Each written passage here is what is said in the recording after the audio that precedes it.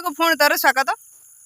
तो लोक आसुले ब्रेक नहीं तो लोक जा सारे ब्रेक तो सरीगला। तो ए परिवेश आपण मानू केमिति लगुच ए प्रथम ब्लॉग को एते मात्रा रे माने भल पाया दिंतु सपोर्ट दिंतु जहाँद्वारा सेकेंड ब्लॉग रे एते मात्रा सेकेंड ब्लॉग रे नुआ किछि मु करि देखेबी। बाय द वे मु भंगा साइकिल नहीं कि आसी से कहीं माइंड करेनि ठीक अच्छे।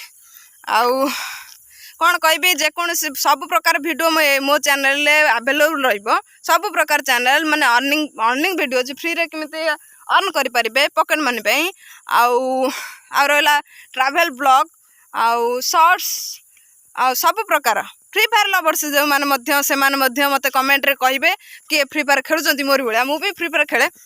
तो फ्री फायर पाई कि भी किसी वीडियो नहीं आसवा आउ फ्री फायर जब फ्री रिडीम भी चाहते तो सब्सक्राइब से मात्रा करूँ जहाँद्वारा मुझे भाइराल हो जाए भल सब्सक्राइबर हो जातु तापर मु फ्री फायर रिडीम भी मत देवी आउ एबे भी फ्री फायर रिडीम देवी किंतु मते कमेंट द्वारा कहे आउ जोरदार लाइक और सब्सक्राइब करेंगे ठीक अच्छे।